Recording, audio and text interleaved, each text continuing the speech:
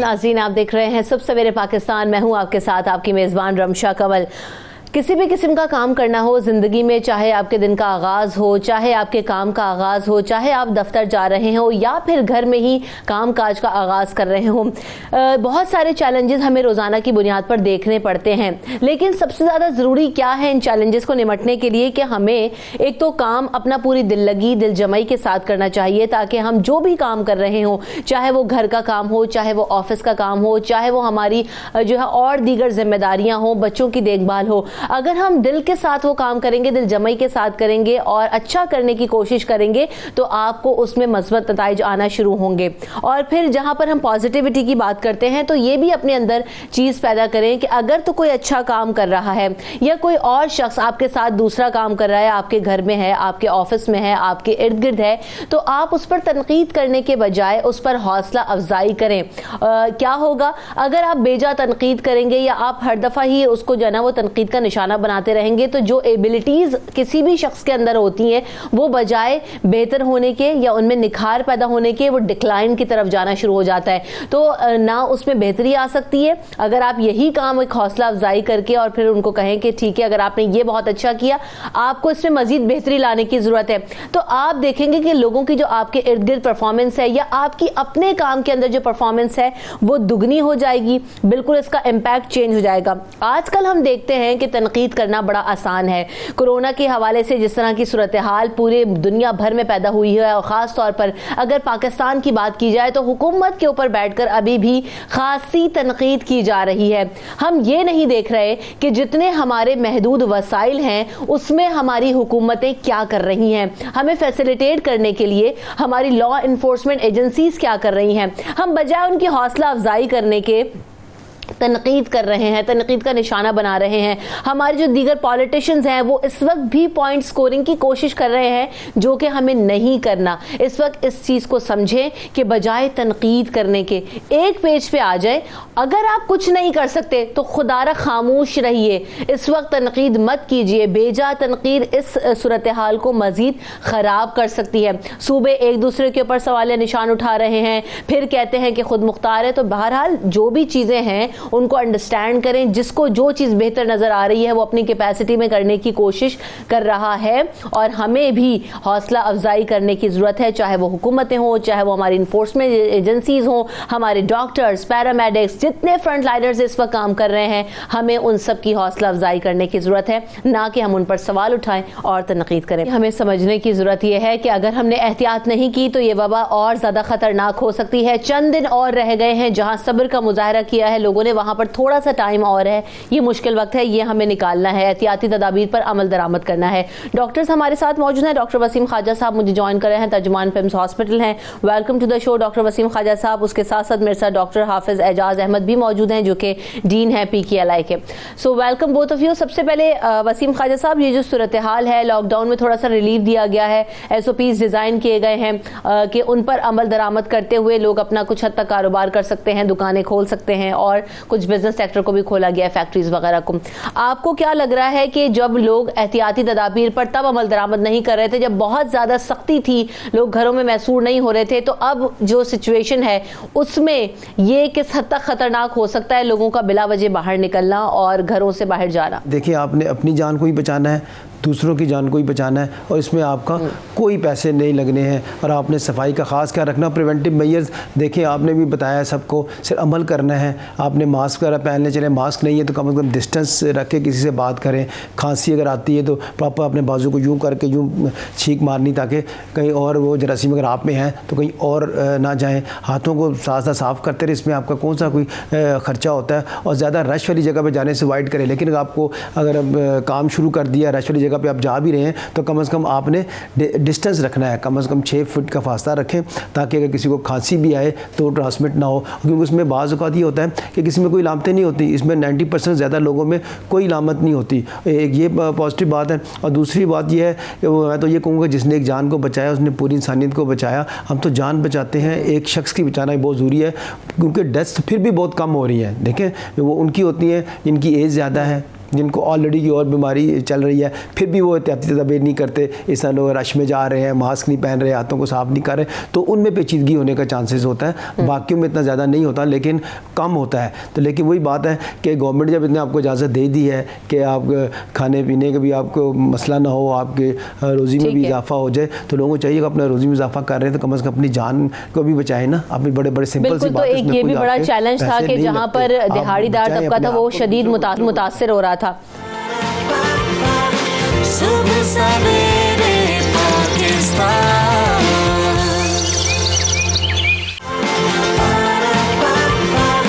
सुबह सवेरे पाकिस्तान। डॉक्टर हाफिज एजाज अहमद की तरफ भी बढ़ते हैं।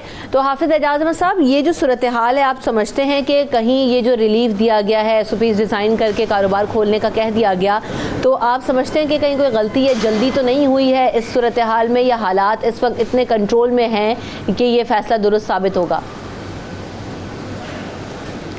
देखिए, हुकूमत ने जो फ़ैसला किया है उसमें बहुत तवील सोच विचार और हर सतह पे जो माहिरीन हैं उनसे मुशावरत की गई है। तो मेरे ख़्याल में जब मुतल्लिका शोबों के माहिरीन और दीगर जो शोबों के ज़िम्मेदारान हैं, जब उनसे सारे हक़ाइक़ जानकर और उनको सामने रख कर फ़ैसला किया जाए, हम उम्मीद करेंगे कि ये बेहतरीन मफाद में है और इसी तरह ठीक है आइंदा भी जिस हद तक इजाज़त दें हालात, उसके मुताबिक चीज़ों को तब्दील किया जाए। ठीक है। ये जो लोकल ट्रांसमिशन के केसेस हैं जिनमें बतदरीज इजाफा हो रहा है, हाफिज एजाज अहमद साहब, ये अब जो सूरत हाल है वो किस हद तक तशवीशनाक हो सकती है आगे, या अभी जो है वो माइल्ड केसेस हैं क्योंकि रिकवरी ज़्यादा है?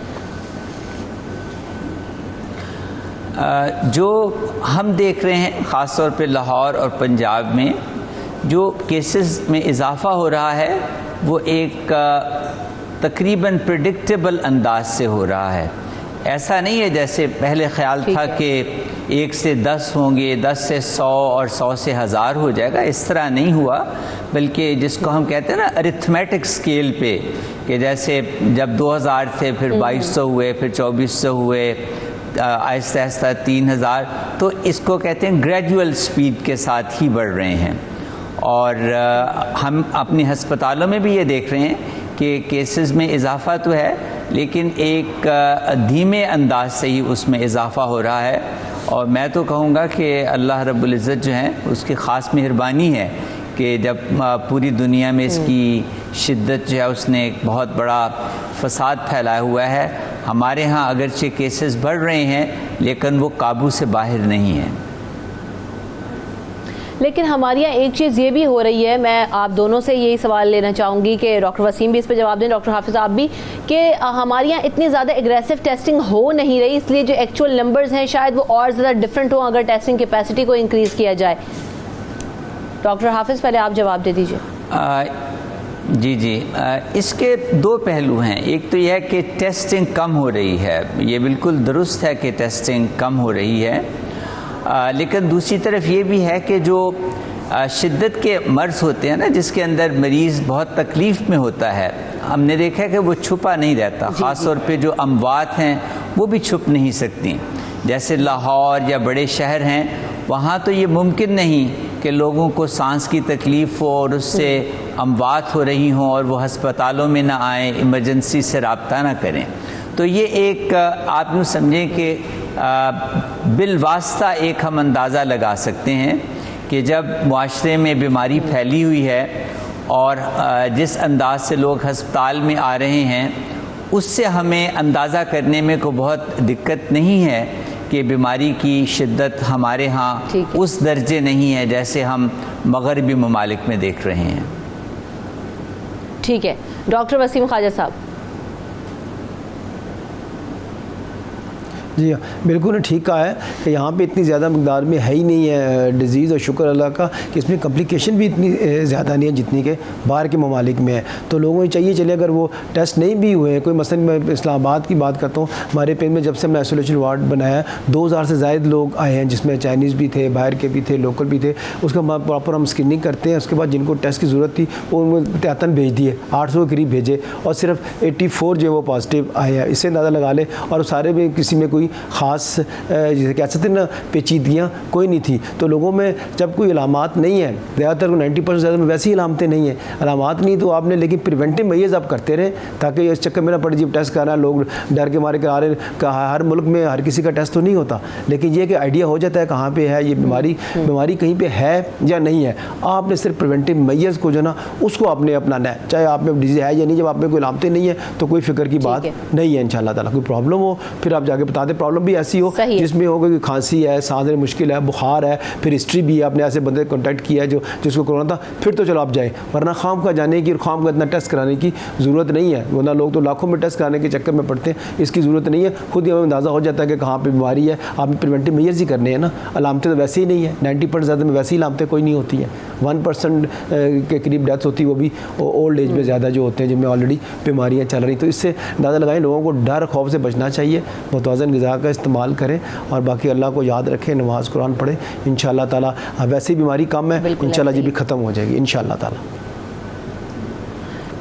सो डॉक्टर एजाज साहब, ये जो सूरत हाल है इसमें, क्योंकि अभी आप भी कह रहे थे कि पाकिस्तान में उस तरह से ये नहीं एक्टिव है या उसकी शिद्दत इस तरह से नहीं है, क्या वजह है कि पाकिस्तान में क्या लोग ज़्यादा इम्यून हैं या दीगर और कौन से फैक्टर्स हैं, या ये सिर्फ एक मफरूज़ है कि बहुत ज़्यादा इसकी जो कोविड-19 है ये पाकिस्तान में उस तरह से थोड़ा सा टेक्सचर इसका चेंज है या डिफरेंट तरीके से इसका बिहेवियर हम देख रहे हैं, इतना मोहलिक नहीं है। तो इसमें इन मफरूज़ों में कितनी जो है ना वो सदाकत है, क्या इसमें रियलिटी है? देखिए, ये बीमारी जो बहुत अचानक इसने दुनिया को अपनी लपेट में लिया है, इसके बारे में जो सही हक़ाइक़ हैं वो जमा होते होते वक्त लगेगा। अभी जो कुछ हम बातें कर रहे हैं वो तजर्बात की बुनियाद पे और पहले से जो जमा शुदा इल्म है उसको सामने रख के, ये जो पाकिस्तान में, हिंदुस्तान में, श्रीलंका में, बांग्लादेश में ये बीमारी की शिद्दत कम नज़र आती है, दुनिया भर में माहिरीन और साइंसदानों ने उसके ऊपर अपनी आरा का इजहार किया है। उसकी कई वजूहात बयान करते हैं, लेकिन ज़ाहिर ये सब अंदाज़े हैं, जिसमें एक तो ये पहले कहा गया कि चूँकि हमारे यहाँ मलेरिया एंडेमिक है, इस वजह से उसके बचने के लिए जो जिस्म में मुज़ाहमत है वो इस वक्त काम आ रही है। फिर ये बताया गया कि हमारे यहाँ मुख्तलिफ़ वायरल अमराज चूँकि काफ़ी ज़्यादा होते हैं और ये वायरस उनसे मिलती जुलती है, तो शायद ये भी हमारे खून के अंदर उसका मुकाबला करने की सलाहियत है। फिर तीसरा एक जो ख़याल दुनिया में जो जर्नल्स हैं उनमें आर्टिकल्स भी आए हैं कि वो ममालिक जिनमें टीबी के ख़िलाफ़ जो BCG वैक्सीन होती है, जो हम बच्चे को पैदा होते ही दे रहे हैं, मगरबी ममालिक में ये नहीं दी जाती। तो एक ये मफरूज़ा भी है कि शायद वो ममालिक जहाँ BCG वैक्सीनेशन यूनिवर्सल है, उन ममालिक में मर्ज़ की शिद्दत कम है। चौथी बात ये भी सामने आई है कि ये जो वायरस चाइना से निकली है, अमेरिका और मगरबी ममालिक में गई है, वायरस अपनी शक्ल बदलती रहती है, उसके अंदर थोड़ी थोड़ी तब्दीलियाँ जिसको हम म्यूटेशंस कहते हैं वो होती रहती हैं। तो ये भी एक ख़याल है कि जो वायरस हमारे इस इलाके में आई है वो उसमें कुछ ऐसी तब्दीली आ गई है, वो उस टाइप की वायरस है जो शायद उस शिद्दत की बीमारी नहीं पैदा कर रही जिस तरह बाकी जगहों पे कर रही है। सही। वसीम ख्वाजा साहब, ये हमारे जो इम्यून सिस्टम है, तो इम्यून सिस्टम को इस वक्त क्योंकि आगे रमज़ान भी हैं, तो उसमें बेहतर करने के लिए या उसको और स्ट्रॉन्ग करने के लिए, कि फास्टिंग में तो आपको जो है ना वो उस पर इफ़ेक्ट तो नहीं आता है आपके इम्यून सिस्टम पे?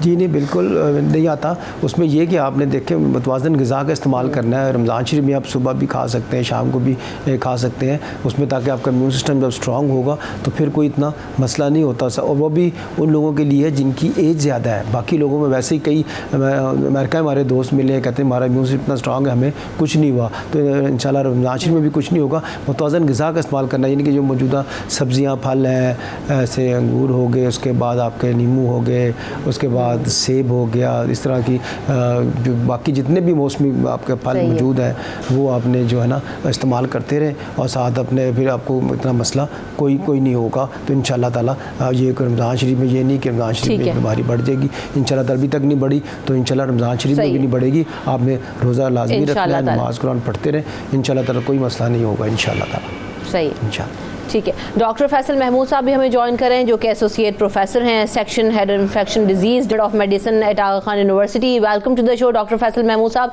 इससे पहले कि आपकी तरफ सवाल लेके बढ़े, कॉलर भी हमारे साथ मौजूद हैं, उनको भी शामिल कर लेते हैं। कौन हमारे साथ कॉल पर है? अस्सलाम वालेकुम।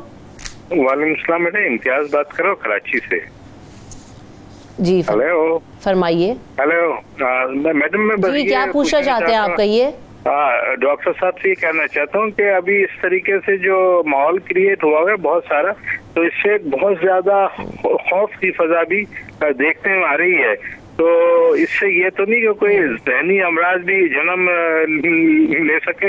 और दूसरी बात, ये जो बहुत से लोग बाहर दिखाई देते हैं उनमें अक्सरियत वाकई जो है ज़रूरत के तहत ही निकल रही है। ये कयास आराई करना कि वो एहतियात नहीं कर रहे। आपको पता है ना हमारे मुल्क गुर्बत और मुफलिसी में कितने नंबर पे है, तो ये चीज़ भी साथ साथ होती है। और मौजूदा हुकूमत की इस कदर आवाम से मोहब्बत देख के तो मैं हैरान हूँ, इतनी मोहब्बत जागी हुई है।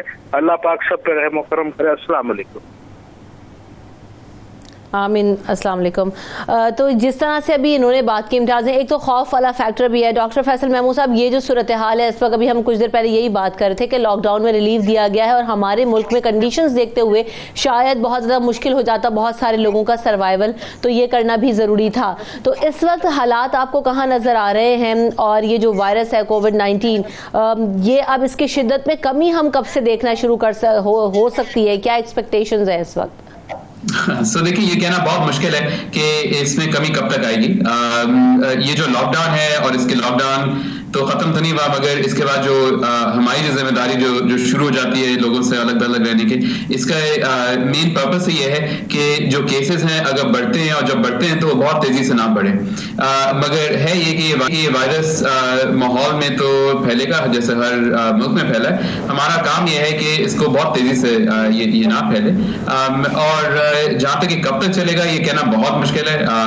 इसके बहुत सारे मुख्तलिफ प्रोजेक्शंस हैं और really probably I would say कि 2-3 महीने तो और चलेगा ये। ठीक है। अच्छा, ये जो अभी वैक्सीन तैयार की गई हैं, मुख्तलिफ ममालिक की तरफ से दावे किए जा रहे हैं कि उसके क्लिनिकल ट्रायल्स हो रहे हैं, चाइना ने भी कहा, यूके ने भी कहा, तो इनकी क्या स्टैंडिंग है? और अगर इनके क्लिनिकल ट्रायल्स मुकम्मल हो जाते हैं तो इनको मार्केट में आने में कितना वक्त लगता है, ताकि ये अगर वैक्सीन आ जाती हैं तो फिर शायद आपको, आवाम को और डॉक्टर्स को कुछ हद तक रिलीफ मिलेगा? जी, तो वैक्सीन would be great, बहुत अच्छी बात होगी कि वैक्सीन आते हैं। मगर याद रखें कि किसी भी दवाई को या वैक्सीन को मार्केट में लाने से पहले उस पर बहुत तहकीक की जरूरत पड़ती है। यानी कि इसमें सिर्फ ये नहीं है कि ये वैक्सीन काम करेगी कि नहीं करेगी, हमको ये भी देखना पड़ता है कि क्या ये वैक्सीन नुकसान तो नहीं पहुंचाएगी। और ऐसे भी हमारे पास वैक्सीन है या थे, अब तो वो खत्म हो गए, जिससे बीमारी थोड़ी सी बढ़ जाती है कभी कभार। तो याद रखें, जब भी हम तहकीक करते हैं वैक्सीन पे, वो फेजेस पे होती है। पहले उसका सेफ्टी देखते हैं कि वो क्या ये नुकसानदेह तो नहीं है, फिर देखते हैं कि क्या ये इस वायरस को रोक सकती है कि नहीं रोक सकती, और फिर बड़े पैमाने पे इसकी तहकीक होती है, जिससे कि ये आपके रेट्स को, ये जो टाइम लगता है सारे प्रोसीजर में, कम साथ अर्लीस्ट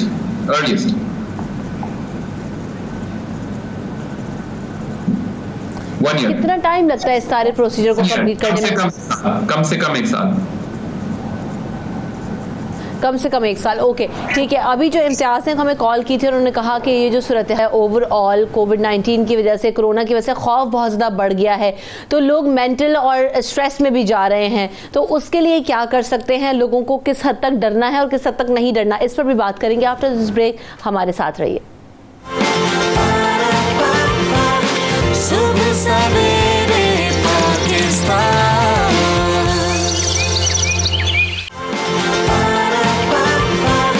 सुबह सवेरे Pakistan. Welcome back in the show. तो जाने से पहले जिस तरह हमारे साथ एक कॉलर मौजूद थे, और ये लोगों में बड़ा मसला हो गया है कि जिस तरह से एक तो बातें हो रही हैं, एक अनसर्टेन सी सिचुएशन हो जाती है, तो लोग बहुत ज़्यादा स्ट्रेस में जा रहे हैं, खौफ में जा रहे हैं कि आखिरकार क्या होगा और कब तक ऐसे चलेगा। तो इस स्ट्रेस को कैसे मैनेज करना है डॉक्टर वसीम ख्वाजा साहब? और ये बात यही है कि कोरोना से डरना नहीं, लड़ना है। हम बारहा ये बात कह रहे हैं, लेकिन स्टिल जो मेंटल सिकनेस है, जो मेंटल इलनेस है, वो बढ़ती जा रही है, स्ट्रेस बढ़ता जा रहा है। जी बिल्कुल, लोगों को चाहिए कि टेंशन डिप्रेशन बहुत ले रहे हैं, और स्पेशली बीमारी के बारे में सोच के, तो अगर कंपेयर करें इस बीमारी को बाकी कई बीमारियों से, उसमें नंबर ऑफ डेथ्स ज़्यादा है, पेचीदगियाँ उसमें ज़्यादा हैं। लेकिन मैं बीमारियों का नाम नहीं बताना चाहता कि लोगों को डर खौफ ज़्यादा ना हो, लेकिन लोगों को चाहिए कि नमाज़ पढ़ें, कुरान पढ़ें, मसरूफियत रखें, घर में ही चलें, घूमना फिरना रख लें, फ़ोन पे किसी से बातचीत करनी वो कर लें, घर वालों से बात करें, रिश्ते वालों से चलें, फ़ोन पे बात कर लें, ताकि आपकी एक्टिविटी रहे। जब आपकी एक्टिविटी रहेगी फिर आपको टेंशन डिप्रेशन नहीं होगा। जब आप नमाज़ कुरान पढ़ेंगे फिर अब वैसे ही आपको टेंशन डिप्रेशन कम हो जाएगा। तो लोगों में जब टेंशन डिप्रेशन होता है, तो अगर उनकी उम्र ज़्यादा है चाहे कम है, तो उसमें पेचीदगियाँ होती हैं। किसी को हार्ट का मसला है तो उसको हार्ट अटैक का चांस हो जाता है, किसी को शुगर का मसला है, शुगर ज़्यादा हो जाती है, किसी को जिगर का मसला है, उसमें जिगर की पेचीदगियाँ हो जाती हैं। इसी तरह दिमाग के जो मेंटल इलनेस है उसकी वजह से दिमाग पे असर भी हो सकता है, फालिज भी हो सकता है। तो ये सब टेंशन डिप्रेशन की वजह सारे मसले हो सकते हैं, और इसके तमाम के तमाम बीमारियों से अपने आप को लोगों से रिक्वेस्ट करता हूँ बचा सकते हैं कि आप नमाज़ कुरान पढ़ें, मसरूफियत रखें, और प्रॉपर नींद भी अपनी पूरी करें, और इम्यून सिस्टम के मुताबिक जो सब्जियाँ फल जो भी मिलती हैं आपको, जो केले मिल रहे हैं, नींबू मिल रहे हैं, और माल्टे मिल रहे हैं, सारे ये चीज़ें सारे खाते रहे, एक्टिविटी आप लोग रखते रहे, और पानी का इस्तेमाल ज़्यादा करें।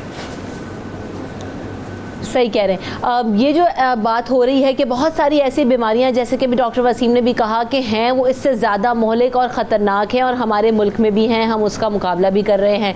लोग बारहा ये भी बात करते हैं कि भाई इसका खौफ बहुत ज़्यादा फैला दिया गया है, बाकी बीमारियां भी तो हैं, बाकी से भी तो लड़ जाते हैं, ख़त्म हो जाती हैं, कोरोना में ही क्यों ऐसा कर दिया गया है? तो ये भी ज़रा लोगों को समझाना ज़रूरी है कि ये एक से दूसरे को ट्रांसमिट हो रही है, इसलिए ज़्यादा ख़तरनाक और मुश्किल है इससे निमटना।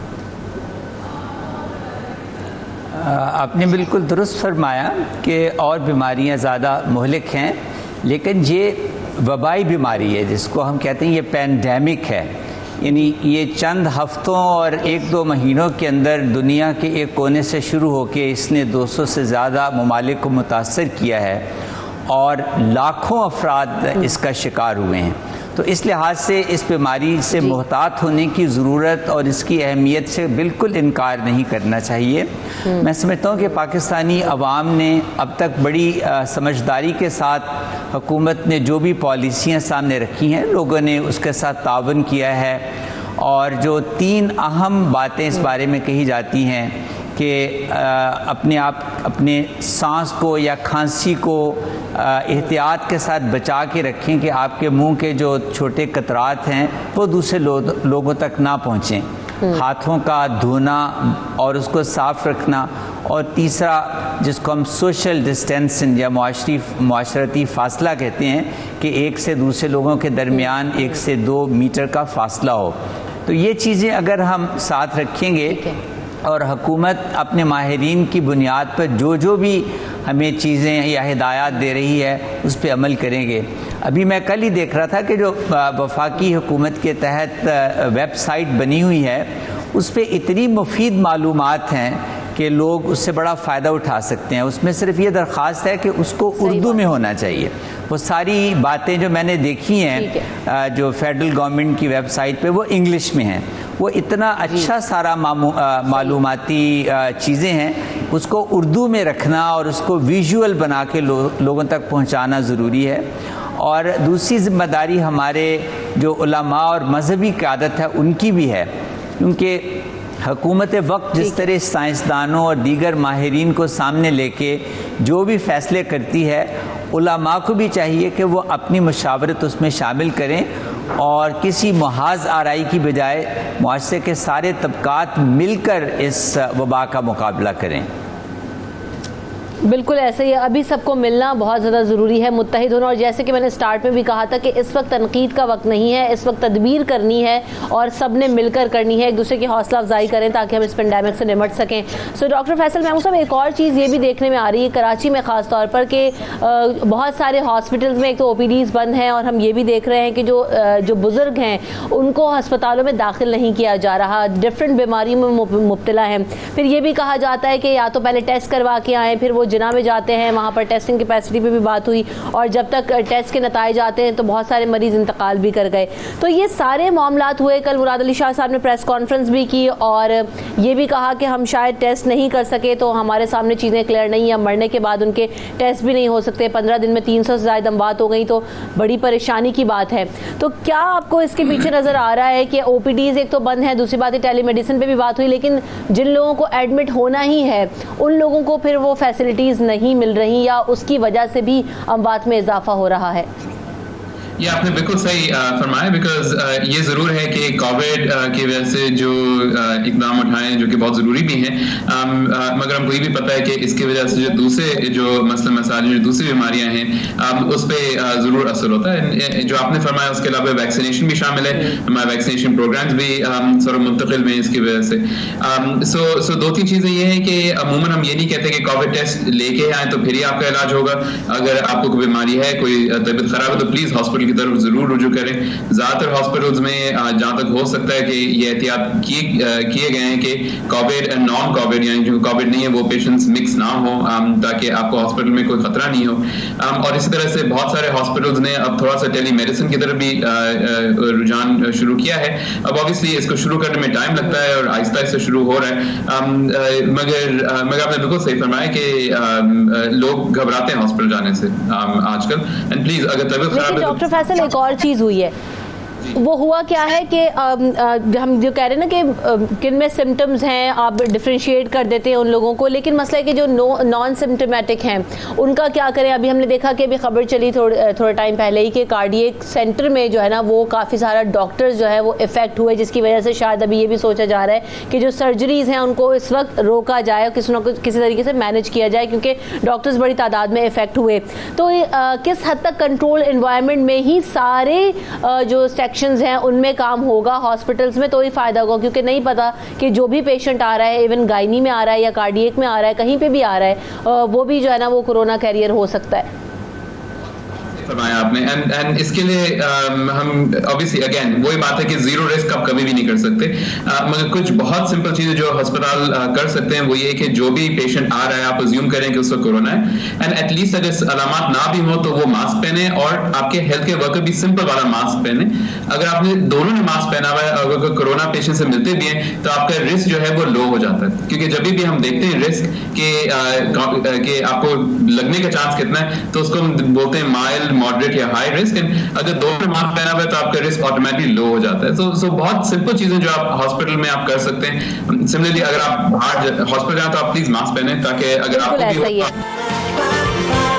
सुबह सवेरे पाकिस्तान,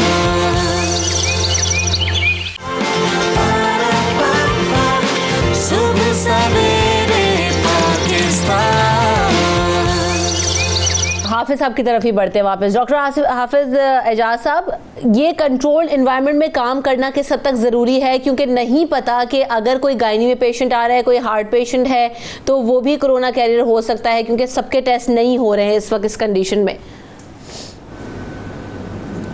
पहली बात तो जो आपने और डॉक्टर फैसल साहब ने जिसकी तरफ इशारा किया है वो हमें मानना चाहिए कि कोरोना की देखभाल के हवाले से जो मसरूफियत है उससे दूसरे लाखों मरीज़ ज़रूर मुतासर हुए हैं, यानी जिनको मदद की ज़रूरत है, जिनको अस्पतालों में इलाज की ज़रूरत है वो मुतासर हुए हैं। ये फैक्ट हमें तस्लीम करना चाहिए।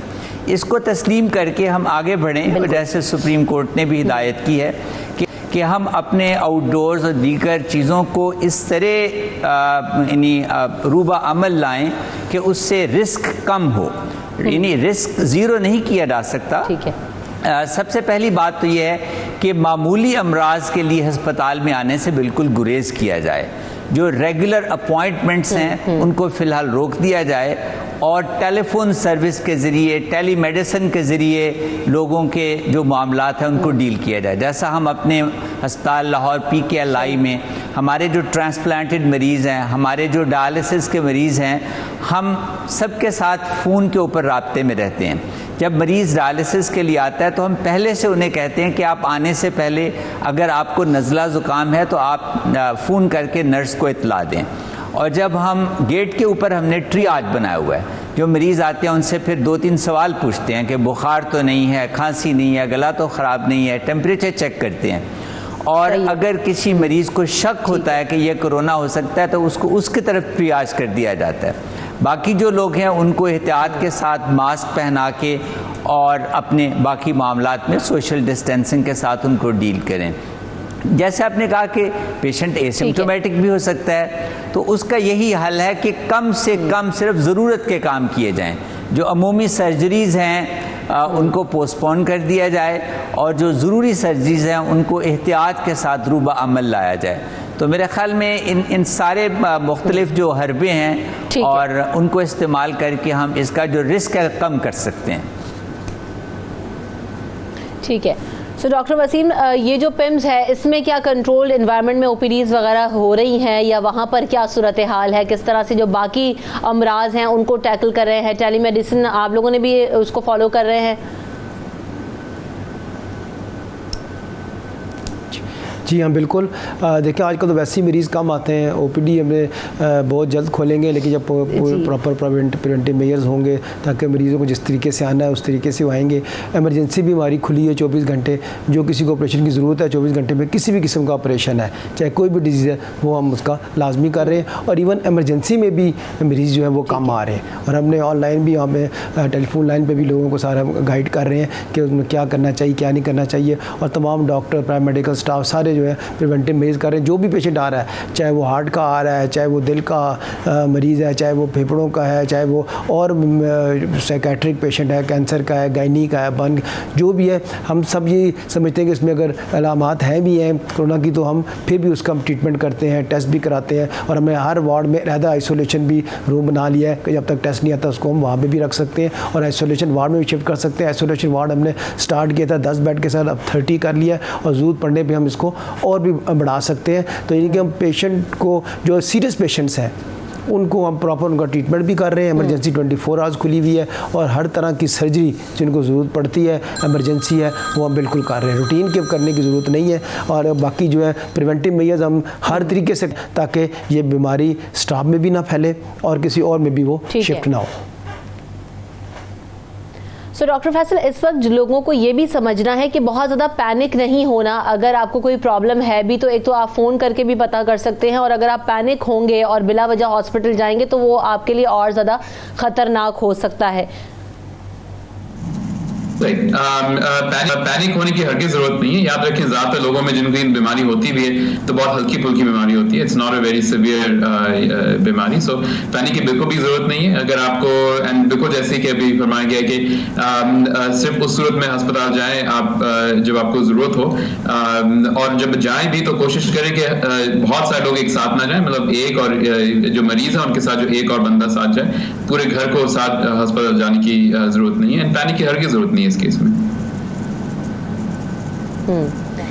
तो ओवरऑल जो सिचुएशन और कंडीशन आपको नज़र आ रही है मुल्क भर में, डॉक्टर फैसल, वो अभी कहाँ आप इस वक्त कोविड को जो है ना वो रेट कर रहे हैं? क्या इसकी शिद्दत में मज़ीद इजाफा होगा आगे, या इन कंट्रोल है इस वक्त इन्वायरमेंट और हालात?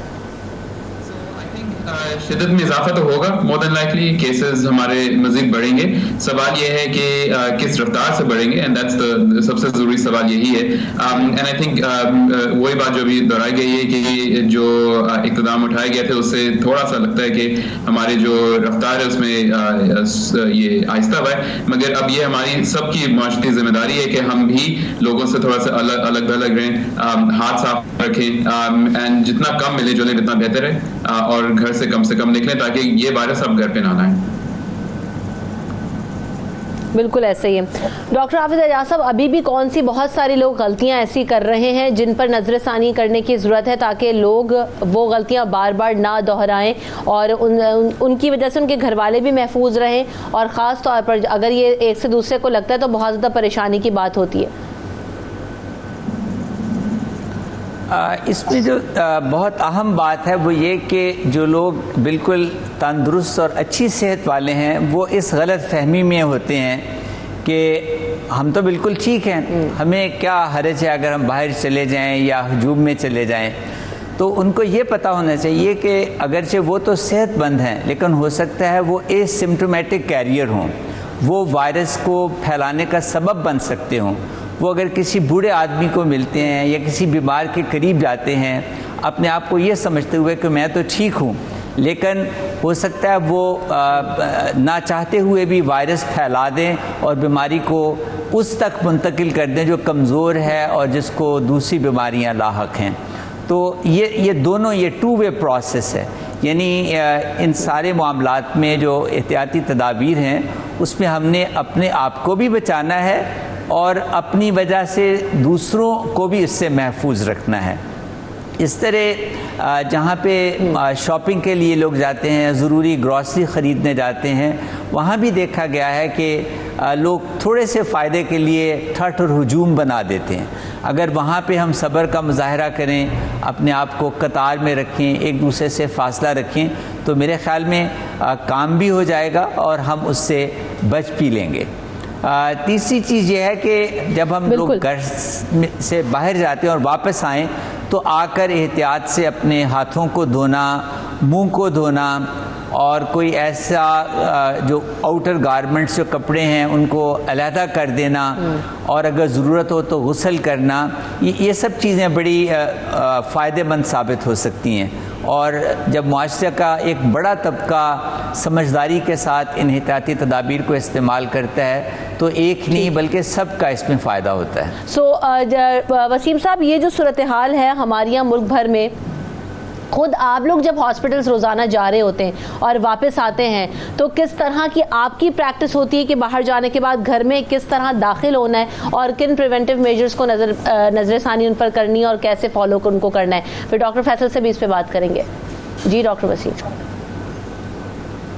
हाँ जी बिल्कुल, डॉक्टर साहब ने भी जिस तरह बताया कि प्रिवेंटिव मेजर्स के हवाले से, तो प्रिवेंटिव मेजर्स हमें प्रॉपर ड्रेस पहनते हैं, प्रिवेंटिव मेजर्स करते हैं, उसको जब घर जाते हैं तो वही हमने वहाँ पे अपना ड्रेस भी चेंज कर देते हैं, हाथों को भी साफ़ रखते हैं। और मैं वही कहता हूँ जिसको लामते हैं या नहीं है, आपने इस तरीके से रहना है कि जैसे खुदा ना खास्ता आपको भी है तो दूसरे में शिफ्ट ना हो, और दूसरे को खुदा ना खास्ता है तो आपको भी शिफ्ट ना हो। तो प्रिवेंटिव मेजर्स डॉक्टर ने भी घर जाकर करने हैं। आपने जो ड्रेस है अपना लहदा रख देते हैं, दूसरा ड्रेस हम पहनते हैं, हाथों को साफ़ करते हैं, फिर नहाते हैं, उसके बाद जो है जाकर फिर किसी बात करते हैं, वहाँ भी किसी से बात करते हैं तो डिस्टेंस रख के बात करते हैं, और किसी से हाथ शाथ भी नहीं मिलाते, और बैलेंस डाइट भी रखते हैं ताकि हमारे अंदर खुदा ना खास्ता कोई ऐसा मसला हो तो तब भी हमें कुछ ना हो। प्रिवेंटिव मेजर जो है हम बहुत ज़्यादा लेते हैं, अस्पताल में भी लेते हैं और घर में भी लेते हैं। सबसे देखें प्रिवेंटिव मेजर सबको सबसे अहम जो है डॉक्टर्स, नर्सेस, पैरामेडिकल स्टाफ सारे देखें जो पेशेंट के सामने हैं, तो इसलिए उनके प्रिवेंटिव मेजर्स बहुत ज़रूरी है। अस्पताल में भी और घर में भी हम प्रिवेंटिव मेजर्स करते हैं कि खुदा ना खास्ता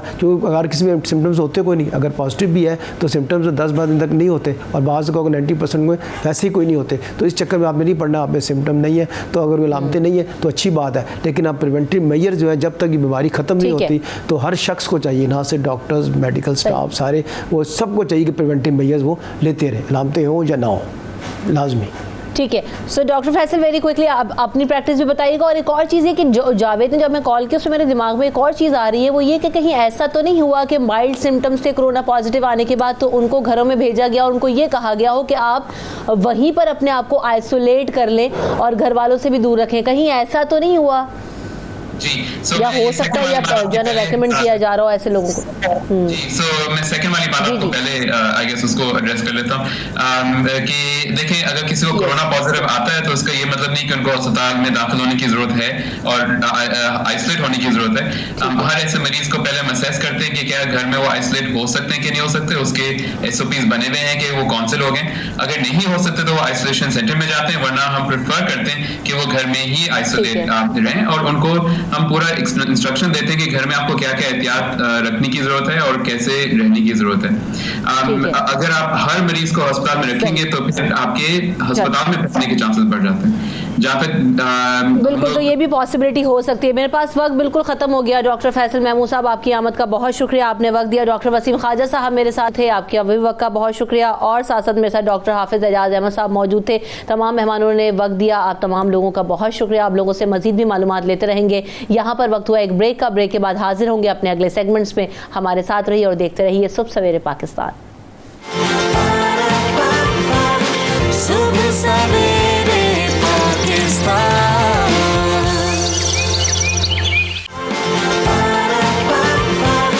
सुबह सवेरे पाकिस्तान।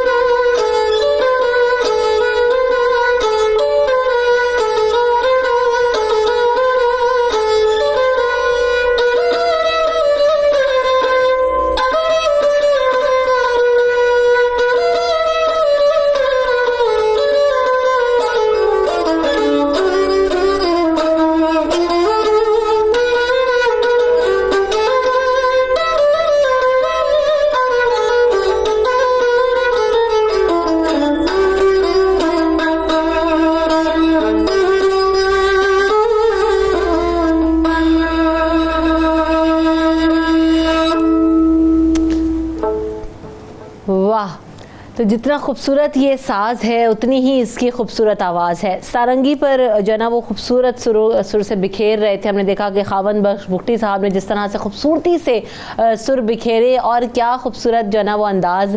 तो सारंगी एक ऐसा मुनफरिद आला है, हम देखते हैं कि रिवायती आला है और जो मौसीकी पसंद करते हैं, जिनको मौसीकी से शगफ़ है, वो उन्हें ख़ासा इस साज को पसंद करते हैं।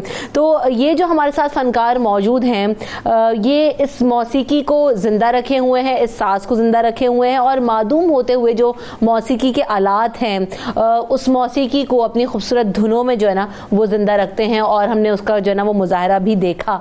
यही उनकी ज़िंदगी है, यही उनकी रोज़ी रोटी है और ये जिस तरह से खूबसूरती से ये सब कुछ करते हैं, ये दिल से निकलता है और दिल से मुंतकिल होता है। लेकिन जो हालात हैं, जो वाक़यात हैं, जो कोरोना की वजह से इस वक्त लॉकडाउन की सूरत हाल है, जहाँ पर हर तबका इस वक्त शदीद मुतासिर हो रहा है, वहीं हमारे फ़नकार भी इससे शदीद मुतासिर हो रहे हैं क्योंकि कोई भी एक्टिविटीज़ नहीं हो रही, कोई सोशल परफॉर्मेंसेस नहीं हो रही, सोशल गैदरिंग्स नहीं हो रही, तो इन फ़नकारों को भी मुश्किलात का सामना करना पड़ रहा है। वेलकम टू द शो खावन बख्श भुट्टी साहब। एक तो सबसे पहली बात है कि आप बहुत खूबसूरत बजाते हैं और बहुत खूबसूरत जो है ना वो आपने धुनें बिखेर दी। सुबह का आपने जो पूरा दिन है ना वो अच्छा कर दिया। कब से आप ये कर रहे हैं, कब से बजा रहे हैं? जी, मैं तकरीबन 20 साल से बजा रहा हूँ और ये थोड़ा बहुत गुजारा करता हूँ। इतना बड़ा उस्ताद नहीं हूँ, बस उस्तादों से सीखा हुआ हूँ, अपने इलाके से, डेरा बुगटी से, और तकरीबन 20 साल से मैं बजा रहा हूँ। सही। और अभी तो मैं यहाँ कोयटा में रहता हूँ। आपके उस्ताद कौन है? शौक कैसे पैदा हुआ आपको सारंगी बजाने का? जी, हमारे इलाके में वहाँ पर तो देहात सिस्टम है, तो वहाँ पर लोग बहुत शौक़ करते हैं, सुनते थे, शौक़ बजाते थे। उन्हीं लोगों के वजह से मैंने देखा है उन लोगों को वो बजा रहे हैं, शौक़ कर रहे हैं। फिर मेरा वालिद साहब बजाता था, हमारे और वालिद साहब के खजान है 2-3 वो बजाते थे, और उस्ताद सच्चू बजाता है, उन्हीं से देखा है, उस्ताद सच्चू से भी सीखा है। सही। फिर मुझे शौक़ हो गया, अभी तो मेरा रोज़गार तो इसी से और कौन से साज आप बजा लेते? मैं अभी एक कसीदा बुर्दा शरीफ बजाता हूँ और बहुत सारे धुने बजाता हूँ मैं। ठीक है, आपसे सुनेंगे। और कौन से साज आप बजाते हैं सारंगी के अलावा? सारंगी मैं बजाता हूँ और दंबूरा भी बजाता हूँ, और दंबूरा इसके साथ भी बजता है जो इसको रिदम देता है और उससे भी धुने भी निकलते हैं। बस मैं दंबूरा बजाता हूँ, एक ये बजाता हूँ सरोज। ज़बरदस्त। तो खावन बख्श भुट्टी साहब, इससे पहले कि आपसे मज़ीद बात करें, आपने कहा कि कसीदा बुर्दा शरीफ आप बजाते हैं सारंगी पर, तो पहले वो आपसे ज़रूर सुनना चाहेंगे। जी ठीक है।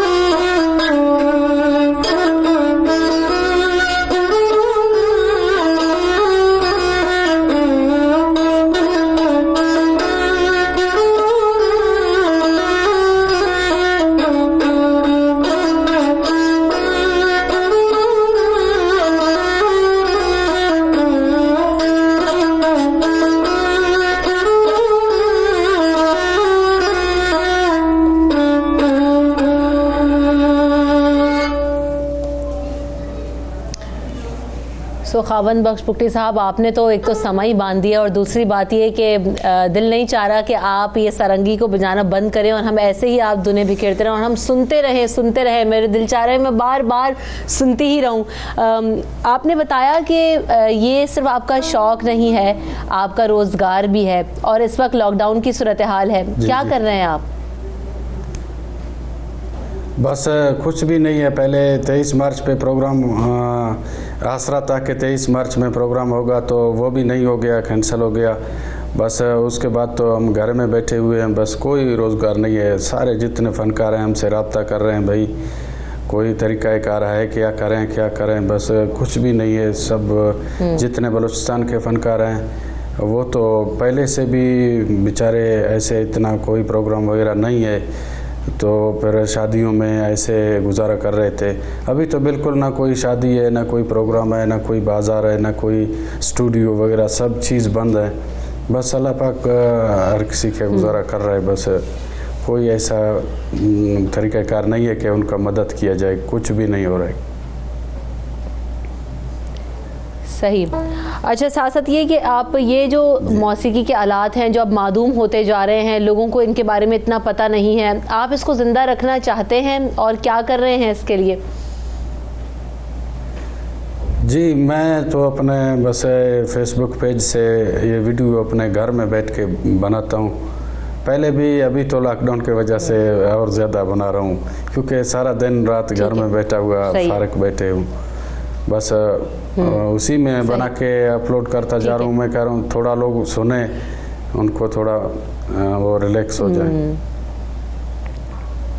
तो खावन बख्श पुक्टी साहब, जितना खूबसूरत आप बजाते हैं, तो अगर आप YouTube पे ही अपने इसको अपलोड करना शुरू करें तो मेरे ख्याल से आपकी एक अच्छी एक्टिविटी भी होगी और इस वक्त एक बहुत अच्छा प्लेटफॉर्म भी है। मैं चाहूँगी कि आप उसको भी यूटिलाइज़ करें और वहाँ से आपको कुछ अर्निंग भी हो सकती है अगर आप और अच्छा करें। तो ये सिर्फ एक मशवरा है, इसको ज़रूर अपना आप कंसिडर कीजिएगा, सोचिएगा ज़रूर इस पर, क्योंकि बहुत अच्छा लग रहा है आपको सुन के। मैं चाह रही हूँ कि आपसे बात कम हो, मैं आपका जो है वो साथ ज़्यादा सुनूँ। आप मज़ीद कुछ सुनाना चाहें तो सुनाएं, जैसे आपने हमें वो सुनाई, इससे पहले कसीदा बुर्दा शरीफ सुनाया, इससे पहले ताजदार हरम सुनाई, और मज़ीद कुछ सुनाना चाहते हैं तो बिल्कुल सुनाइए। जी, अभी हमारे सकाफ़ती साज है मस्तौकली का, समूल मस्तौकली का, वही सुनाता हूँ।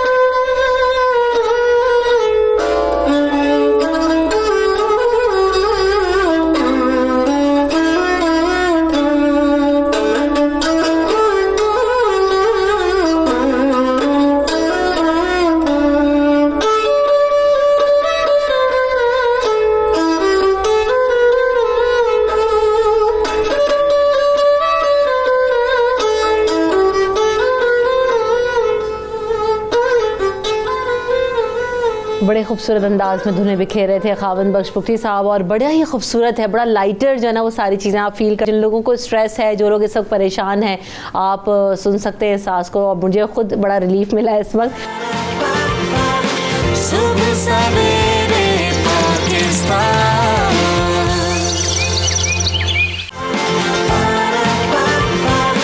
सुबह सवेरे पाकिस्तान। इस वक्त जिस तरह से पुलिस और लॉ इन्फोर्समेंट एजेंसीज काम कर रही हैं, यकीनी तौर पर सलाम की मुस्तहिक हैं और हम सब उन्हें खराज तहसीन पेश करते हैं। शारिक कमाल सिद्दीकी साहब, वेलकम टू द शो। सबसे पहले तो यही जानना चाहेंगे कि नगमा बनाने का ख्याल कैसे आया, क्यों आया? मकसद जैसे कि आपने अपने इंट्रो में कहा कि तमाम फ्रंट लाइनर्स जिसके अंदर पुलिस भी शामिल है, उनको अप्रिशिएट किया जाए और हर मौके के ऊपर आप लॉ एंड ऑर्डर से लेके क्राइम फाइटिंग तक क्राइम फाइटिंग से लेके टेररिज्म तक, और टेररिज्म से लेके अब कोरोना वायरस तक, पुलिस जो है वो फ्रंट लाइनर के तौर पे हमेशा से उसने काम किया।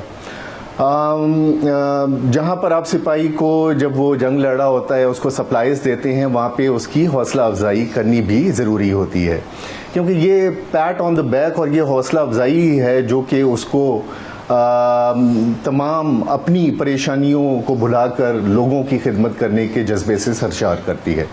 तो शेर मियां दाद ने ये गाना गाया, हमने उसको जो है पिक्चराइज किया, सही है। और बुनियादी तौर पे मकसद इसका यही था रमशा के हम पुलिस फोर्स जो कि इस टाइम फ्रंट लाइन पे खड़ी है, जिसमें हमारी कांस्टेबलरी, हमारे कांस्टेबल से लेके इंस्पेक्टर तक के ऑफिसर्स, वो ऑफिसर्स जो कि फील्ड फॉर्मेशंस का हिस्सा हैं, जो कि क्वारंटाइन सेंटर्स के ऊपर भी ड्यूटी दे रहे हैं, जो कि हॉस्पिटल्स में भी मौजूद हैं, जो सड़कों के ऊपर बैरियर्स लगा के भी खड़े हैं, लोगों को समझा भी रहे हैं, और जो नहीं समझ रहा उसके लिए कानून को इन्फोर्स भी कर रहे हैं, उनकी हौसला अफजाई की जाए।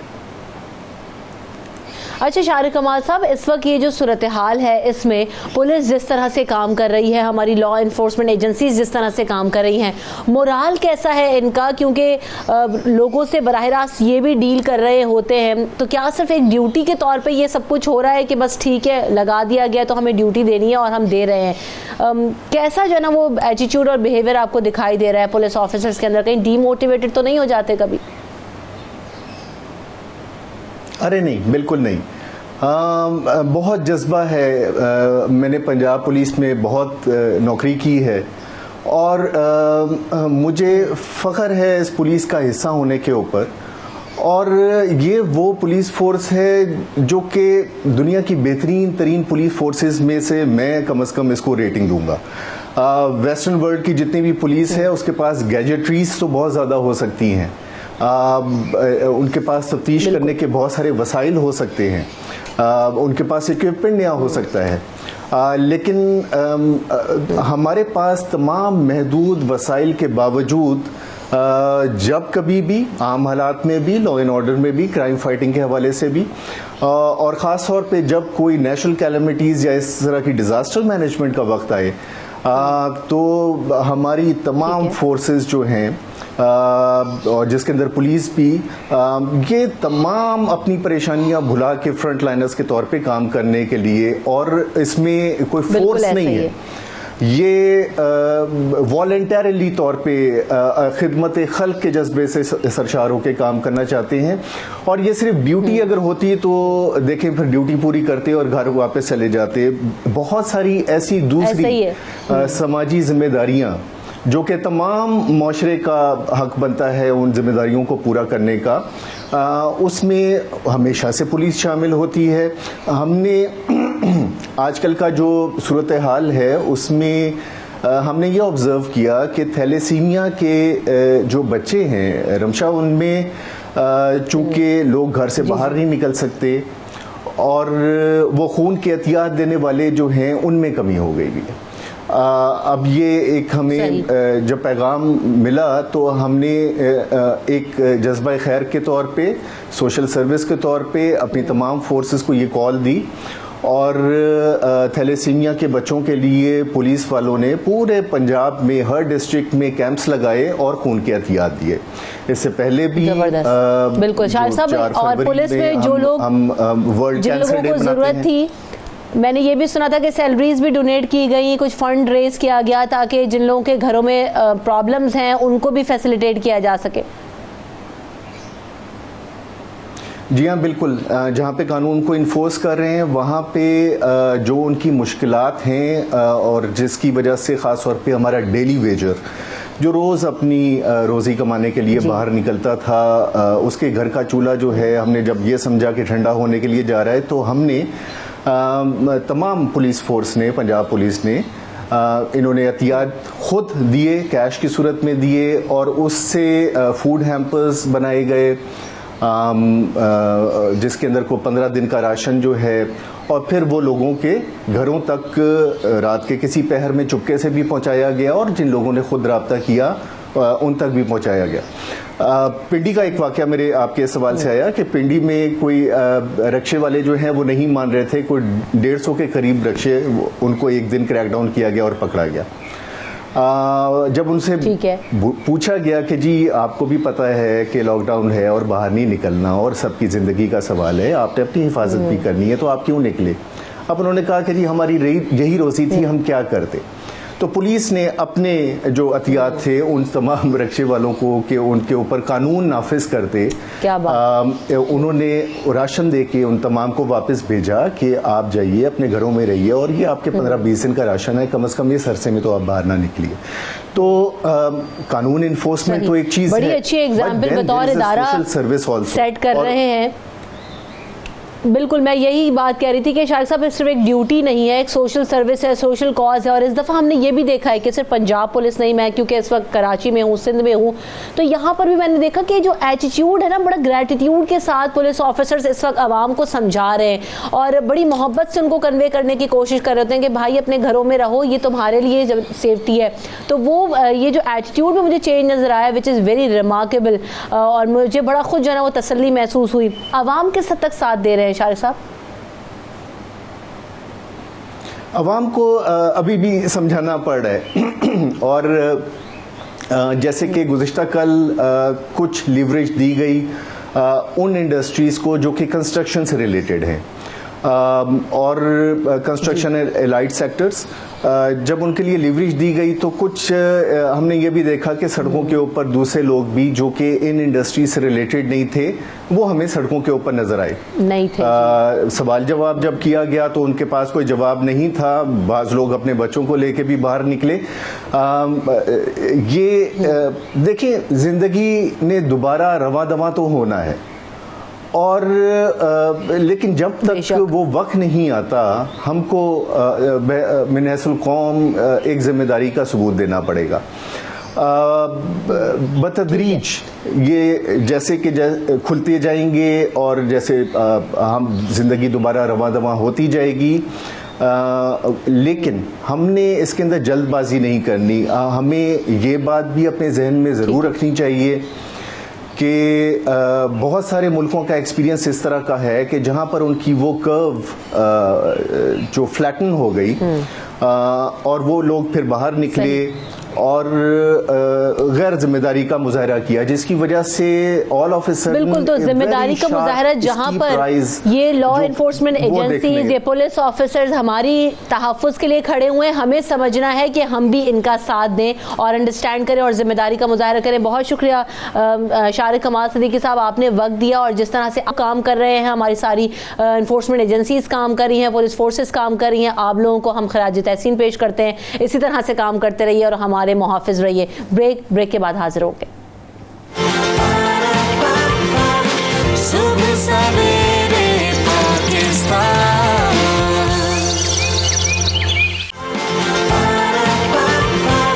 सुबह सवेरे Pakistan. Diabetic patient high risk पे हो सकते हैं कोरोना से रिलेटेड भी, और उनको इस वक्त किस हद तक एहतियात और ख्याल करने की ज़रूरत है, बात करेंगे। हमारे साथ जो एक्सपर्ट्स मौजूद हैं उनको वेलकम करते हैं। डॉक्टर मोहम्मद उस्मान मुझे ज्वाइन कर रहे हैं जो कि एंडोक्राइनोलॉजिस्ट हैं और डायबिटोलॉजिस्ट हैं। Welcome to the show doctor Mohammad Usman sahab. और साथ मेरे साथ डॉक्टर ईसा भी मौजूद हैं जो कि हर्बलिस्ट हैं। वेलकम टू द शो ईसा भाई। तो सबसे पहले डॉक्टर मोहम्मद उस्मान, इस वक्त जो कोरोना की सूरत हाल है, डायबिटिक पेशेंट्स हाई रिस्क पर हैं, इज दैट ट्रू? और इस वक्त क्या वो करना चाहिए उनको इससे बचने के लिए? उसके लिए prevention is the best cure and every situation. हमें जो डायबिटिक पेशेंट हैं, एक तो कोरोना से जो रिलेटेड हमारे पास प्रिकॉशनरी मेजर्स हैं कि स्टे एट होम, उसमें स्टे एट होम होने की सूरत में एक तो एक्सरसाइज का कोई ऐसा अल्टरनेट सोर्स हो हमारे पास डायबिटिक पेशेंट्स के पास, ताकि उनकी शुगर जो है वो बहुत ज़्यादा ओवर हाइपरग्लाइसीमिया में ना जाएँ, बहुत ज़्यादा शुगर आउट ऑफ कंट्रोल ना हो जाए। और दूसरी बात ये कि जो सोशल मीडिया रिलेटेड न्यूज़ हैं और जो सोशल मीडिया रिलेटेड जो मुख्तलिफ़ किस्म के डेटा शेयर होते हैं, उनसे जो स्ट्रेस का एलिमेंट बॉडी के अंदर आता है और जो हम स्ट्रेस में जाते हैं, ख़ास तौर पे डायबिटिक पेशेंट, तो स्ट्रेस में जाने की वजह से उनका शुगर का कंट्रोल का इरेगुलरिटी होना जो है वो बहुत ज़्यादा कॉमन हो सकता है, बल्कि है भी। कि स्ट्रेस की वजह से शुगर बहुत ज़्यादा आउट ऑफ कंट्रोल हो जाती है। तो इसलिए ख़ास तौर पे वो डायबिटिक पेशेंट जो कि ओबीज़ हैं और जिनको पहले कोई और इसके साथ कोमॉर्बिडिटी शुगर के साथ मौजूद है, बिकॉज ऑफ डायबिटीज़ और because of some other disease like किसी को हाइपरटेंशन और डायबिटीज़ दोनों हैं, तो 1:1 का जो रेशो है ये 11 के इक्वल हो जाता है। और इसके साथ कोई डायबिटीज़ से जो पुरानी जिनको डायबिटीज़ हो चुकी है और उसकी वजह से उनकी कॉम्प्लिकेशंस हो चुकी हैं, किडनीज़ के ऊपर असरात पड़ चुके हैं, हार्ट के ऊपर असरात पड़ चुके हैं, उनके लिए कोरोना से रिलेटेड जो मॉर्टेलिटी है, वो मॉर्बिडिटी है, उसका इंसिडेंस बहुत ज़्यादा बढ़ सकता है। और चाइना की जो हमारे पास स्टडीज़ आई हैं उसमें ये है कि 3 to 4 times increase risk of morbidity and mortality those patients who are diabetic and who are having some chronic illnesses like heart disease है, हाइपरटेंशन है। तो इसके साथ और अनकंट्रोल्ड डायबिटीज़ होना इट्सेल्फ ना सिर्फ कोरोना बल्कि किसी भी इन्फेक्शन के लिए डेंजरस हो सकता है। तो इसलिए हमें ये चाहिए कि उन डायबिटिक्स का ख़ास ख्याल रखें जो हमारे घर में मौजूद हैं, हमारे एल्डरली हैं, हमारे बुज़ुर्ग हैं और डायबिटिक हैं, और ख़ास तौर पर उनमें एक ऐसा ग्रुप भी है जिनके अंदर कोई और तो ख़ास कॉम्प्लिकेशन, लेकिन वो ओबीज़ हैं। तो ओबीज़ डायबिटिक्स के लिए ज़रा रिस्क जो है वो रेस्पिरेटरी कॉम्प्लिकेशन का ज़्यादा है as compare to the others. इस चीज़ का ज़्यादा ध्यान रखना ठीक है। तो ये रिस्क फैक्टर जो है ना वो कम कैसे करना है, इस पर भी बात कर लेते हैं। तो इस वक्त जो शुगर है उसको कंट्रोल करना, जैसे डॉक्टर साहब भी कह रहे हैं, बहुत ज़्यादा ज़रूरी है और कोरोना के हवाले से उनको ज़्यादा मुश्किल हो रही है, तो क्या करें सब भाई फिर इस वक्त? देखें, बिस्मिल्लाहिर्रहमानिर्रहीम, हमारे नाजरीन को जो सबसे ज़्यादा ख्याल रखना है अगर वो शुगर के पेशेंट बन चुके हैं, ठीक है, अमूमन हमने देखा है कि आप शुगर के पेशेंट है तो आपको शुगर से मना किया जाता है, लेकिन बहुत कम लोग और बहुत कम डॉक्टर शायद इस बात को जानते हैं कि अगर मैं 100 ग्राम गंदम ले लूं तो उसकी तकरीबन 100 ग्राम गंदम में 430 कैलोरीज बनती हैं, ठीक है, और 43 कार्बोहाइड्रेट बनते हैं जो बॉडी में कन्वर्ट होकर तकरीबन 8 चम्मच चीनी बन जाती है। सही, यानी कि 100 ग्राम के अंदर 1.5 रोटी बनती है। तो शुगर का पेशेंट अगर 3 रोटी खा रहा है तो उसे अंदाजा होना चाहिए कि वो 16 चम्मच चीनी के भी साथ खा रहा है, जबकि वो चाय में 1 चमचा बेचारा नहीं लेता। सही बात है। इम्यून सिस्टम वैसे ही डाउन होता है ऊपर से इस तरह, क्योंकि हमारे इस एशिया में खासतौर पे हम पाकिस्तानी लोग जो चावल जो राइस खाते हैं उसके बारे में इतनी डीपली डिटेल शायद हम उस पर फोकस नहीं करते हैं। तो इन दिनों में ख़ास तौर पर, वैसे तो अगर आप पेशेंट हैं इन चीज़ों से परहेज़ करें। अगर आप इन दिनों में कम से कम गंदम की रोटी को और राइस को अपनी लाइफ से निकाल कर, अब यहाँ ये पेशेंट परेशान होता है कि फिर मैं सालन किस चीज़ से खाऊंगा, चावल निकाल दिया तो अब कैसे खाना खाएंगे, कैसे खाना खाऊंगा। तो मैं उनसे गुजारिश करूंगा कि एक हिस्सा गंदम का आटा लेकर उसमें 2, सपोज करो 1 किलो अगर गंदम का आटा है तो 2 किलो मकई का आटा उसमें डाल दें। अच्छा, अगर 1 किलो गंदम का आटा है तो चने का आटा 2 किलो डाल दें। अगर आपको पसंद है तो उसके अलावा आप उसमें बेसन डाल दें, यानी कि इसको मिक्स करके आप उसकी रोटी बनाएं। दूसरी चीज़ एक जहन में रखिएगा, शुगर आपको हो गई है, इससे दोस्ती कर लें तो कुछ नहीं करेगी, और अगर दुश्मनी कर लेंगे तो ये आपको छोड़ेगी नहीं। तो उसके लिए ज़रूरी है कि पेशेंट को हर हाल में वॉक करना ज़रूरी है, और वॉक के लिए ज़रूरी नहीं है कि आपको बहुत बड़ा गार्डन चाहिए। इस लॉकडाउन के अंदर अगर आपका कमरा 12 बाई 10 का भी है तो आप उसके अंदर हल्का सा वॉक करते रहें। आप छत पे वॉक कर लें, जी छत पे चले जाएं। एक ये करना है, दूसरा उन चीज़ों को अपनी लाइफ में बढ़ा दें जो आपके शुगर को कंट्रोल करने में बड़ा फायदा करती हैं। उसमें मिसाल के तौर पे करेला है, लहसुन है, दही है, जामुन है, अखरोट है। लोग अनार नहीं खा रहे होते हैं, शुगर वालों के लिए अनार बहुत अच्छा है, लेकिन ज़हन में रखिएगा आपने जूस बना के नहीं खाना है। संतरा विटामिन सी की फैमिलीज में से संतरा, ग्रेपफ्रूट, उसको चूसे। आप ये करके देख लें, ये बहुत बड़ा मिरेकल है, यानी कि उन शुगर के पेशेंट के लिए जिन बेचारों की कंट्रोल नहीं होती, 200 400 पे चली जाती है, और वो इंसुलिन के यूनिट बढ़ते जा रहे हैं, टैबलेट बढ़ती जा रही हैं। और दूसरी चीज़, इस लॉकडाउन में बहुत सारी चीज़ें आपको नहीं मिलेंगी। अगर आपकी शुगर कंट्रोल नहीं होती तो आपके घर में 2 चीज़ें अगर आपके पास हैं तो ये भी अल्लाह ताला का बड़ा मौज़ा है। उसमें से एक आप दालचीनी ले लें और दूसरा सफ़ेद तिल ले लें। अच्छा, यानी कि सफ़ेद तिल और दालचीनी दोनों को मिक्स करके हम वज़न पाउडर कर लें। आधी चमची सुबह शाम लें। जो आपको डॉक्टर ने मेडिसिन दी है वो भी आप खाते रहें ताकि आपको कंट्रोल में रहे। सुबह सवेरे पाकिस्तान,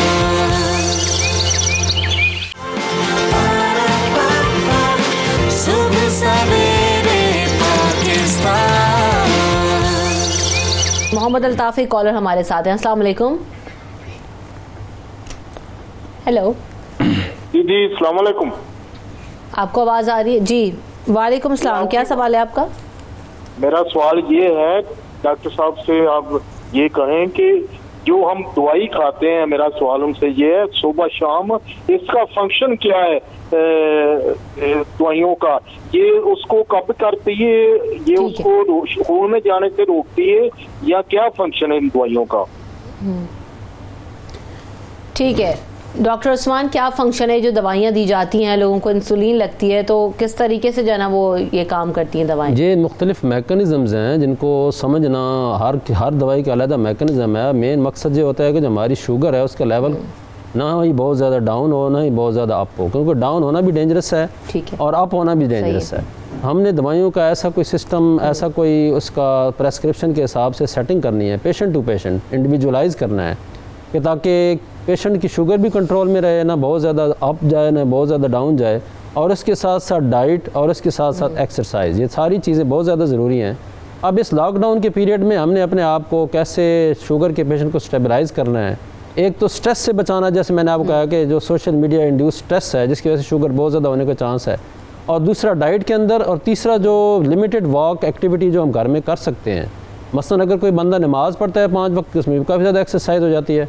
अगर रमज़ान शरीफ आ रहा है उसमें तरावीह पढ़ेंगे, वो भी एक्सरसाइज के अंदर जो है ना वो उसका किरदार है। तो ये सारी की सारी चीज़ें जो मिनिमम एक्सरसाइज आइसोमेट्रिक जो घर में बग़ैर एक्सर्शन के कर सकते हैं वो करनी चाहिए ताकि शुगर कंट्रोल में रहे, और दवाई जो है वो बाकायदगी से लेनी चाहिए। थोड़ा सा रमज़ान की वजह से जो रमज़ान में रोज़ा रखना चाहते हैं डायबिटिक पेशेंट या जिनके लिए इतना ज़्यादा डेंजरस नहीं है, उनको दवाइयों में थोड़ी सी एडजस्टमेंट के साथ उनको शुगर की दवाई दी जा सकती है। और उसका मैकेनिज़्म है कि वो अपने ख़ास तौर पे सहरी और अफ्तारी के औकात में, अफ्तारी के बाद बहुत ज़्यादा शुगर हाई होने का चांस है, तो हम ऐसे लोगों को ये कहते हैं कि जो आप दोपहर वाली दवाई है वो मिस करके अफ्तारी के वक्त वो दवाई एडजस्ट कर लें ताकि उनकी शुगर बहुत ज़्यादा बढ़े ना अफ्तारी के बाद। चले, एक और चीज़ ये जानने की आप दोनों से कोशिश करेंगे, वो ये कि बहुत सारे लोगों को पता ही नहीं होता एक सर्टेन पीरियड तक कि उनको शुगर है, और कैसे जो है ना पता लगा सकते हैं, कौन से सिम्टम्स होते हैं। मैं चाहूँगी कि डॉक्टर उस्मान भी इस पर बात करने के लिए, सब भाई कैसे पता चलेगा कि अगर मुझे डायग्नोज नहीं हुई है लेकिन मैं उसकी पेशेंट हूँ? बदनसीबी के साथ पाकिस्तान उन टॉप 10 मुल्कों में आता है जहाँ पर 10 आदमियों में से 6 को शुगर है। ये वो डायग्नोसिस है, और जो बेचारे चेक ही नहीं कराते उनको अचानक पता चलता है कि उसका वजन गिर रहा है, उसको प्यास बहुत लग रही है, उसका यूरिन अनकंट्रोल हो रहा है, ड्राइनेस बढ़ जाती है गले की, यानी कि इस तरह की नकाहत का होना, ये वीकनेस होना। उसके बाद जब वो डायग्नोज होता है तो शुगर काफ़ी बढ़ी हुई होती है। तो होना ये चाहिए कि हमें कम से कम 4 महीने में एक रिपोर्ट, वो जो HbA1c जो ब्लड से होती है वो हमें करानी चाहिए। और ख़ास तौर पर अब ये शुगर का ताल्लुक बूढ़े लोगों से नहीं रहा, अब ये रेशो बच्चों में भी आ रहा है, यंग लोगों में भी आ रहा है, क्योंकि हमारा लाइफस्टाइल, हमारा मुर्गन खाने, हमारी कोई एक्टिविटीज़ नहीं। देखें लाइव, और दूसरी बात ये मैं आपको एक बड़ी अहम बता रहा हूँ, पाकिस्तान की तारीख पढ़ने वाले लोगों को पता होना चाहिए कि हम 40-50 साल पहले गाँव का गरीब आदमी भी ऑर्गेनिक खाता था। हमें मगरिब ने ऐसा यूरिया पे लगा दिया कि अब ऑर्गेनिक खाना एलीट लोग खाते हैं। सही बात। यानी कि पाकिस्तान में अब भी वो यूरिया पे ये सारी चीज़ें बन रही होती हैं, खाने पीने की हमारी जितनी चीज़ें।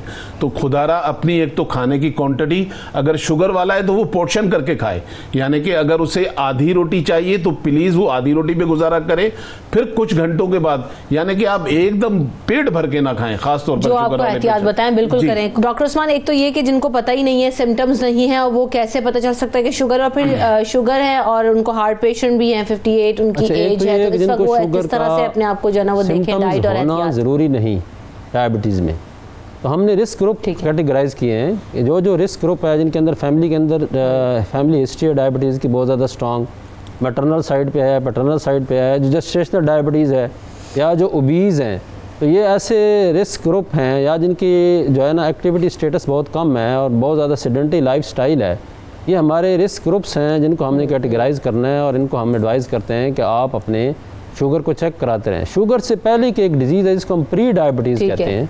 प्री डायबिटीज़ का मतलब उर्दू में कबल डायबिटीज़, कभी उसको डायबिटीज़ हुई नहीं है, लेकिन वो उसके दरवाजे के अंदर एंटर हो चुका है, कॉरिडोर के अंदर एंटर हो चुका है, और उसको उससे बचाना है।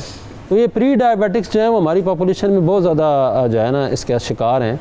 जो भी ओबीज़ हैं, जेस्टेशनल डायबिटिक का शिकार हो चुके हैं या जिनकी फैमिली के अंदर हिस्ट्री है और उनका वेट उनकी रिक्वायर्ड जो है जो डिज़ायर्ड उससे ज़्यादा है, या उनका वेस्ट का रेशो उनकी हिप से ज़्यादा है मेल के अंदर, या 35 इंच से ज़्यादा उनकी वेस्ट है, ऐसे तमाम के तमाम मर्द हजरात वो सारे के सारे प्री डायबिटिक हो सकते हैं और उनको अपनी शुगर को चेक कराना चाहिए। सिम्टम्स का वेट नहीं करना चाहिए। सिम्टम्स उस वक्त आएंगे जब बहुत ज़्यादा स्पूरियस डायबिटीज़ होगी, जब शुगर का लेवल बहुत ज़्यादा होगा, तो फिर वो पॉलीयूरिया, पॉलीडिप्सिया वगैरह, यानी बहुत ज़्यादा प्यास लगना, बहुत ज़्यादा जो है ना वो यूरिन आना और बहुत ज़्यादा भूख लगना और बहुत ज़्यादा वेट लॉस हो जाना sudden, without any induction, without any treatment, बहुत ज़्यादा वेट लॉस हो जाना, ये सारे के सारे सिम्टम्स हैं जो बहुत ज़्यादा स्पूरियस यानी बहुत हाई लेवल के डायबिटीज़ पे जाके आते हैं। हमें उन सिम्टम्स का वेट नहीं करना चाहिए। हमारे पास जो प्रिकॉशनरी मेजर्स हैं उनको भी तो हम एक कॉलर है उनको शामिल कर लेते हैं। ठीक है, फैसल हमें ज्वाइन करें। अस्सलाम वालेकुम फैसल, क्या सवाल करना चाहते हैं आप? जी और से जी सवाल कीजिए। अच्छा, मेरा सवाल ये है कि मेरी वालदा है, उनकी उम्र 55 है, तो वो हार्ट पेशेंट भी है और उनको जो है ना शुगर का भी मसला है। पीछे ना रकम सही नहीं हो रहा, बढ़ता जा रहा है। अगर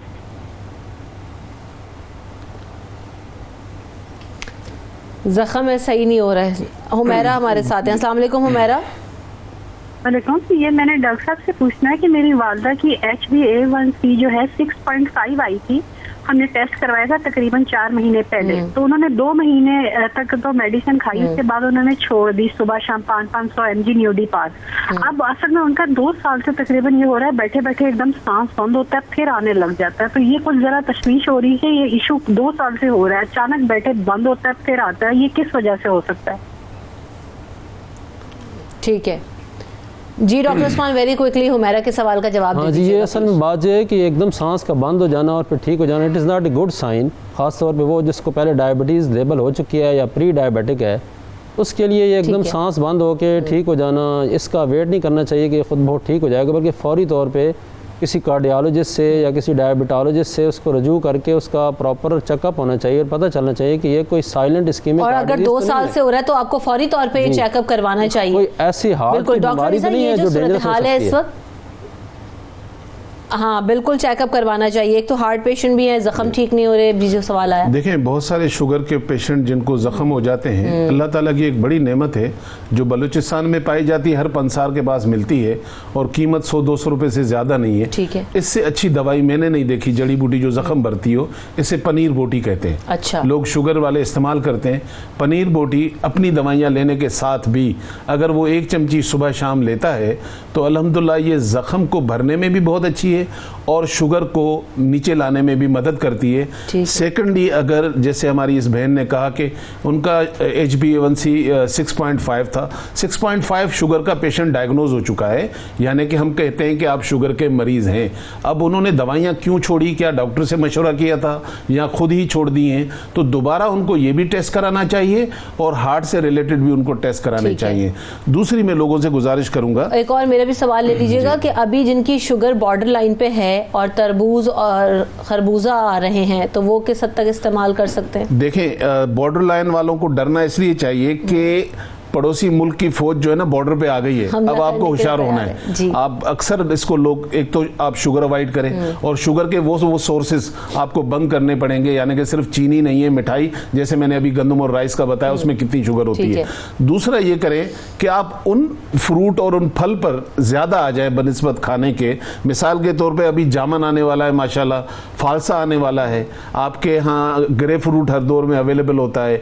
इस तरह की चीजों को और खरबूजा इस्तेमाल कर सकते हैं। जी बिल्कुल कर सकते हैं और खास तौर पे फ्रूट की सूरत में। कितनी और मेथी जो हमारे घरों में होती है जिसे हम सालन में डालते हैं, सूखी मेथी या कसूर की मेथी, खास तौर पर अगर ये फ्रूट पे डालकर खाई जाए जी तो उसकी मिठास आपके बॉडी में शुगर को अफेक्ट नहीं करती। तो ये जो प्री डायबिटिक वाले हैं। दूसरा ये भी कर सकते हैं कि मेथी दाना वो आधी चमची रात को पानी में भिगोकर और अपनी रूटीन बना लेंगे, सुबह आप इसको पिए। लेकिन भाई कितनी क्वांटिटी ले सकता है? अगर ये एक शख्स अगर खा रहा है तो एक प्याली खा ले, या कितने टाइम फ्रूट खा ले? पानी अगर उसने सपोज करो पीना 1 गिलास या आधा गिलास, हाफ टी स्पून मेथी दाना उसमें डालकर सुबह रात को भिगो दो और सुबह भी। और फ्रूट जो है वो उसको तकरीबन कोई एक छोटा सा प्याला वो उसको लेना चाहिए। सेकेंडली इसकी कोई लिमिट नहीं है, जामुन की कोई लिमिट नहीं है, फालसा की कोई लिमिट नहीं है, ग्रे फ्रूट की कोई लिमिट नहीं है। अनार खा सकता है, नाशपाती खा सकता है, नारियल खा सकता है और अखरोट खा सकता है। मतलब बहुत अल्लाह ताला की नेमतें हैं। लेकिन देखिए शुगर एक ऐसी चीज है जिसमें आप लाइफ स्टाइल नहीं बदलेंगे, डॉक्टर आपकी दवाइयां बदलता रहेगा। सही बात। आप नहीं जान छुड़वा सकते जब तक लाइफ स्टाइल नहीं बदले। दूसरा मैं लोगों से गुजारिश करूंगा, ये मेरी क्लिनिक पे एक दवाई बड़ी मशहूर है और ये बाहर मुल्क बहुत जाती है, तो मैं लोगों से कहना चाह रहा हूं कि अपने घर में इसको कैसे बनाएंगे आप। ये अपने घर में बनाएं, मुझसे जरूरत नहीं आपको खरीदने की। इसमें डलने वाली इंग्रेडिएंट्स मैं बता देता हूं।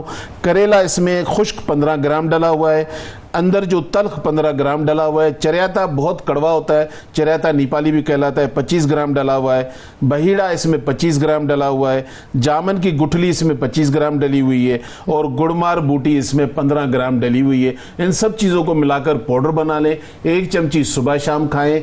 900 रुपए में मैं बेचता हूं, आप बनाएंगे तो ये 600 रुपए में बनेगी। ठीक है, तो आपके पैसे भी बच गए। चले सही, तो बड़ी जबरदस्त टिप्स भी हैं। तो बहरहाल यही है कि हर चीज किसी भी मर्ज से अगर आपने करना है तो उसके लिए जो भी एहतियात आपको बताई जाए, चाहे वो कोरोना हो चाहे वो डायबिटीज हो, आप उसको एहतियात करें और अपना ख्याल रखें, अपने घर वालों का ख्याल रखें। हमें अपनी दुआओं में याद रखिएगा। तमाम मेहमानों का बहुत शुक्रिया। अल्लाह हाफिज।